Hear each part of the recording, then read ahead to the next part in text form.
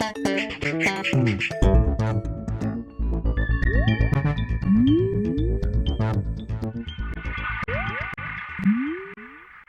everyone, and welcome to the Vortex, where lies and falsehoods are trapped and exposed. I'm Michael Voris.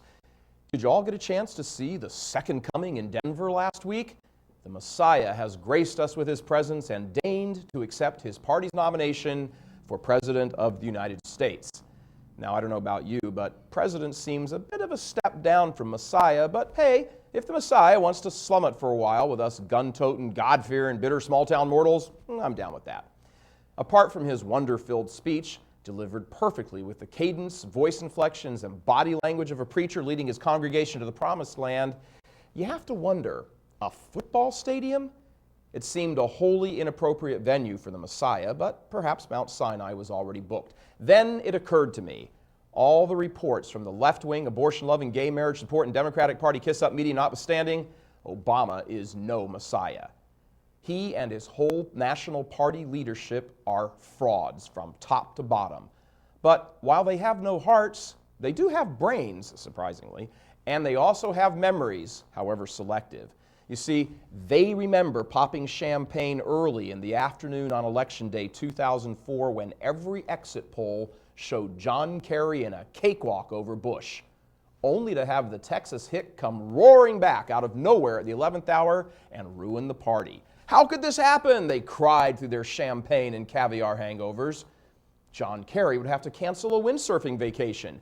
John Edwards would have to conduct his affairs in private still. So the Democrats huddled. Nancy Pelosi, Speaker of the House, called a coven at her house and pulled out her magic spell book. After gazing into the crystal ball, it was suddenly crystal clear. Values voters, values voters. Since Democratic leaders rarely think of God or morals, it never occurred to them to think of either in the run-up to the 2004 elections. But people out here were thinking of them and voted accordingly. See, God, faith, religion, eternal life, these are issues that matter to tens of millions of people, and most of them vote. Nancy Pelosi represents one of the most left-wing, liberal congressional districts in the country, San Francisco. She spends a lot of time brooming from coast to coast over the God-fearing, gun-toting crowd. So the Wicked Witch of the East and West ordered her flying monkeys to go out to all the land and test a theory. What if the Democrats pretended to care about religion and faith issues? What if they talked the talk?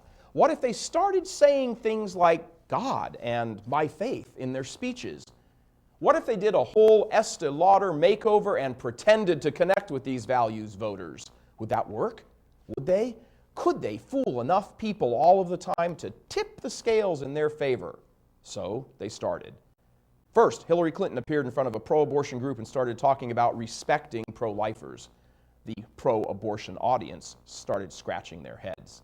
Then John Edwards started stumping, talking about how his faith was the main ingredient in determining his character. Enough said. The media began to sense a religious conversion among the Democratic leaders. But before the God plan could get put into place, Nancy and the rest of the coven would have to test market it. So they went to Bible country, the deep South, and found a couple of races where Republicans were weak. Weak because Republicans for years have been doing nothing but paying mostly lip service to values issues. The Dems got their guys to say God a few times, run a couple of TV spots about faith and values, and voila, instant victory. You could hear the cackles coming from Democratic National Party headquarters. First Mississippi, next the nation. It worked in congressional race after congressional race during the midterm elections in 2006.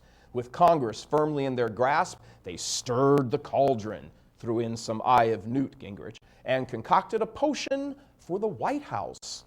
But a funny thing happened on the way to 1600 Pennsylvania Avenue.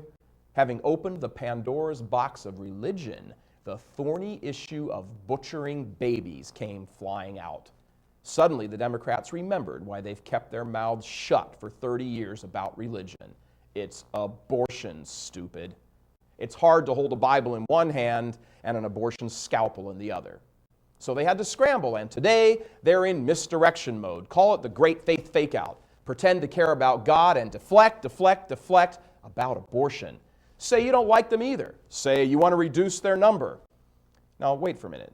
On this question of reducing abortion, ask yourself this. One of the biggest supporters of Democrats in the country is the abortion industry. Why, if I'm Joe Abortionist, would I want to support a party that wants to reduce my income by reducing what I do for a living? Joe Abortionist does not care about that because he knows it's all a bluff by his abortion buddies in Congress. They have no plans whatsoever to reduce abortions. But back to the plan. You get a nominee who sounds like a preacher man, talks about being a Christian, has that smug, above-it-all minister looking down his nose facial expression, and talks about change.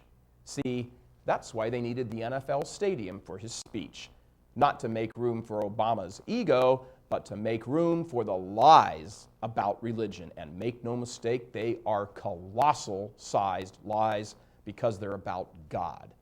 And how fitting that the Dems have found their Messiah in the person of a man who has no qualms about grabbing power over the bodies of millions of dead children, some of them born as well as the unborn.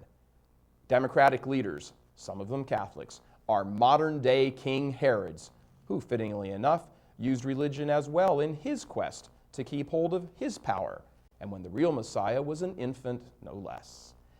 And killing babies to hold on to power. This they call change. You know what, Senator? Keep the change. Christians don't kill babies. And for the rest of us, come November, remember Obama. Soft on terrorists, tough on fetuses. I'm Michael Voris.